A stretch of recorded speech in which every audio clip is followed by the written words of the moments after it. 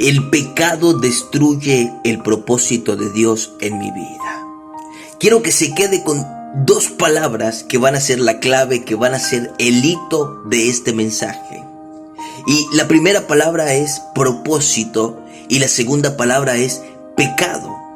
Porque estas dos palabras, una de estas dos palabras va a sobresalir sobre la vida de una persona. Es decir, va a gobernar, o gobierna el pecado o gobierna el propósito de Dios.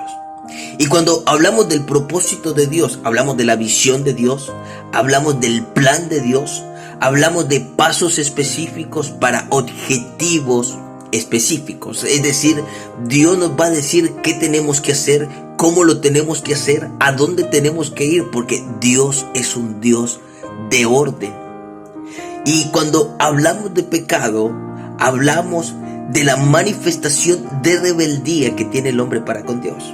Y una persona que está en rebeldía, una persona que desobedece a Dios, no puede hacer el propósito de Dios, porque va en contra de lo que Dios le está pidiendo que haga. Entonces, o gobierna el pecado o gobierna el propósito de Dios. Pero quiero decirle que Jesús dijo que solo el que hiciera la voluntad de su Padre iría al reino de los cielos. Así que el propósito es algo muy, muy importante en la vida de una persona. Y aquí no estoy hablando de la iglesia, estoy hablando del propósito que tenemos como persona. Así que vamos con el primer punto en el nombre poderoso de Jesús.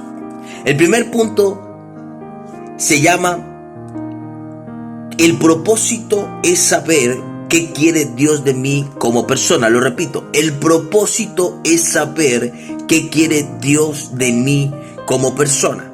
Esto quiere decir que a veces nosotros pensamos que los únicos que tienen propósito son los pastores, son los salmistas, son los líderes, son los profetas, son los apóstoles, y que nosotros no tenemos propósito. No. Quiero decirle que Dios tiene un propósito en su vida. Porque Dios lo ha dotado para servir. Dios lo ha dotado de intelecto. Dios lo ha puesto en usted sentimientos, emociones, voluntad. Ha puesto en usted virtudes que le permiten magnificar el nombre del Señor. Y Dios quiere que usted le sirva. Dios quiere que usted cumpla su propósito. Ahora, si usted me pregunta cuál es su propósito, yo le voy a decir que no lo sé. Pero estoy convencido que si le pregunta al Señor, el Señor le va a responder. Él sabe para qué lo ha creado y sabe qué es lo que tiene que hacer usted. Porque a veces pensamos que yo creo que Dios, yo solo voy a la iglesia y me siento a escuchar el sermón, escucho la disertación, escucho la prédica y me voy para mi casa y ya está, ese es mi propósito. No, ese no es su propósito. Su propósito es que le pida al Señor qué es lo que usted tiene que hacer. Porque estoy convencido que hay un propósito divino para su vida. Y quizás usted es un empleado y quizás Dios quiere que usted se prepare para que gane a los que trabajan con usted para Cristo. O quizás el Señor quiere que usted evangelice o convierta a su vecino al evangelio. O quizás usted es un empresario y Dios quiere que usted use todos esos recursos para poder patrocinar aquellas iglesias que se dedican a llevar el evangelio a las naciones. Hay muchas formas de servir al Señor. Y usted como persona debe conocer su propósito. Yo tengo que saber cuál es mi propósito para con Dios como persona. Hay un propósito específico para una persona específica. Y Dios quiere que usted lo sepa. Dios quiere que usted sepa que hay un propósito especial en usted. En usted como persona. No para la iglesia, porque la iglesia tiene un propósito especial. Pero como persona hay un propósito. Órele al Señor para que Él le diga: Padre, ¿qué es lo que yo tengo que hacer? Quiero llevarlo a Jueces 15, en el versículo 20. Aquí la palabra de Dios nos dice que Sansón había sido escogido para ser juez de Israel. y fue juez por 20 años. Sansón fue juez de Israel por 20 años.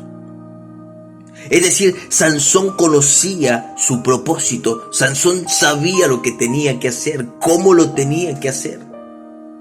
Y él empezó a caminar en ese propósito. Y eso es lo que nosotros tenemos que hacer cuando conocemos el propósito de Dios. Caminar en ese propósito. Ya cuando Dios nos ha dicho qué es lo que tenemos que hacer, entonces caminamos en ese propósito. Nos enfocamos en ese propósito. Lo hacemos tal cual como Dios nos ha mostrado que debíamos hacerlo. Eso es el propósito personal. Es un propósito personal. Si Dios le dijo a usted algo específico, hágalo, porque Dios no se equivoca. Y Dios no le va a pedir algo que usted no pueda hacer. No. Dios le va a pedir justamente lo que usted puede hacer, porque Él lo conoce. Él no va a pedirle algo que esté fuera de sus capacidades. No. Él le va a pedir justamente lo que usted puede hacer. Y enfóquese en ese propósito. No es que, ahora estoy en mi propósito y voy a dejar de ir a la iglesia. No, estamos hablando del propósito personal. Porque es importante ir a la iglesia, es importante recibir la palabra, es importante congregar porque Dios lo demanda. Estamos hablando del propósito personal. De ese propósito para el cual Dios lo ha creado, Dios lo ha diseñado para que usted sirva al Padre Celestial.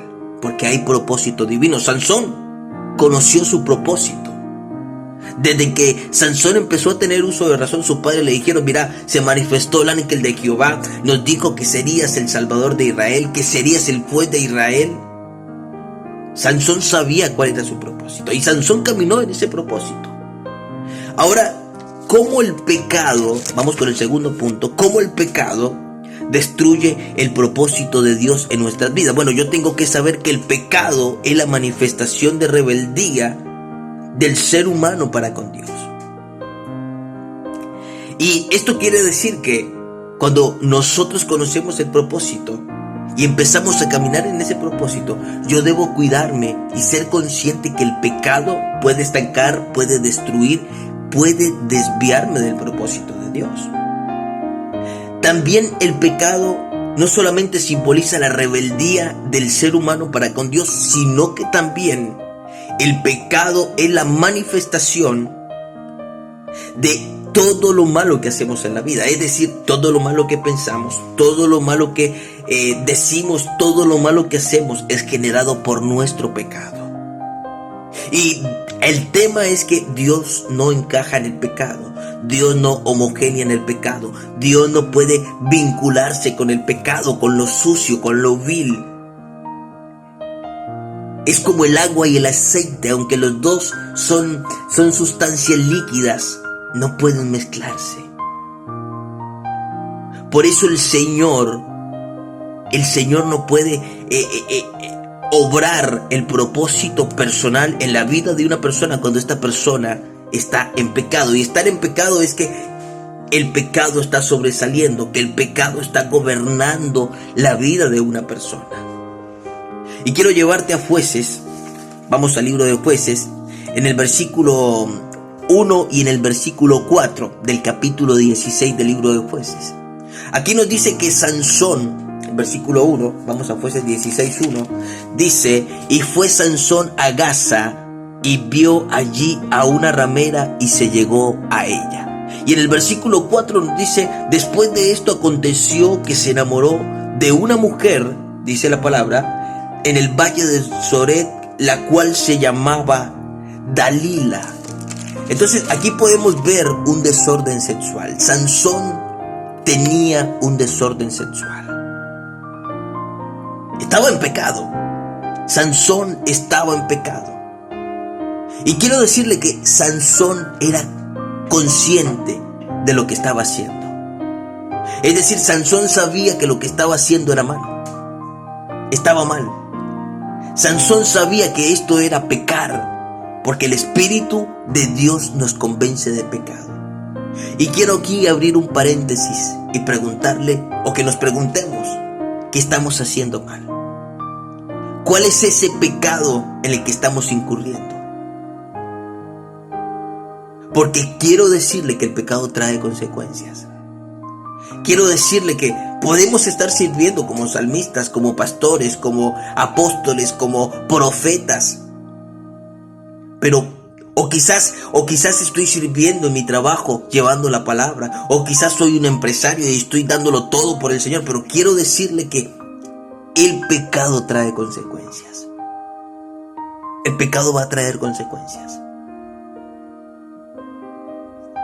Quiero llevarlo a Jueces 16:21.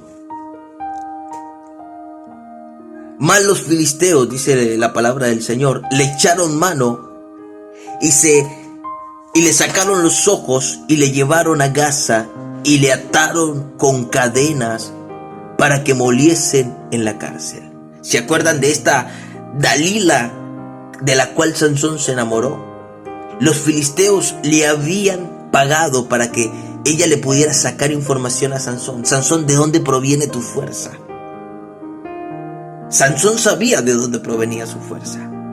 Y él terminó revelando su secreto.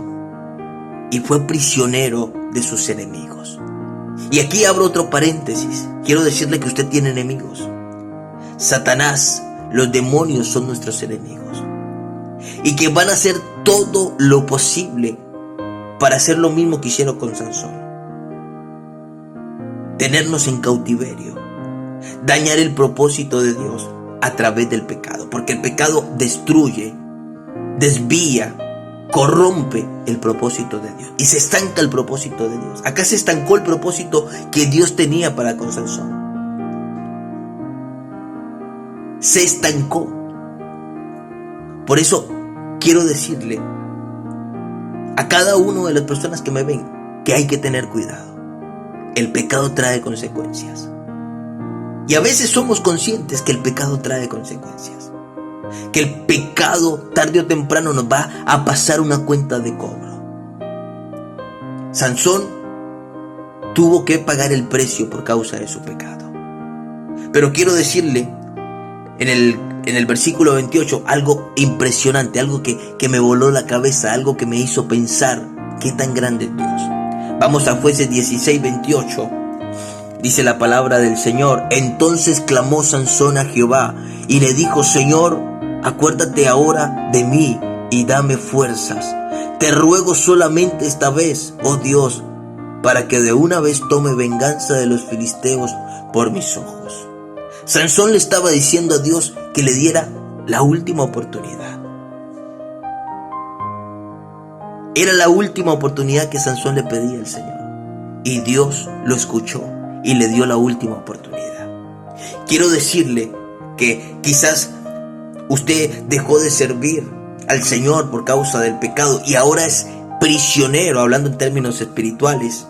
Quizás los filisteos, los enemigos, los demonios lo tienen encarcelado, lo tienen encadenado. Quiero decirle que si usted hoy le clama al Señor, Él le dará libertad.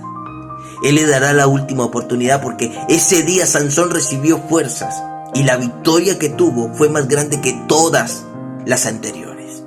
Y eso es lo que va a hacer el Señor en su vida. Volverlo a levantar, volverlo a restaurar. Y va a ser más grande la victoria que Dios le va a dar que las primeras o que las anteriores. Así que yo le invito a que hoy, en el nombre de Jesús, tengamos en cuenta que hay propósito para nuestras vidas, que hay algo especial que tenemos que hacer, pero que también seamos precavidos, porque el pecado puede destruir, el pecado puede corromper, el pecado puede desviar el propósito de Dios en nuestras vidas. Vamos a orar en el nombre de Jesús. Padre bueno, Señor, te damos gracias porque hay propósito divino para cada una de nuestras vidas.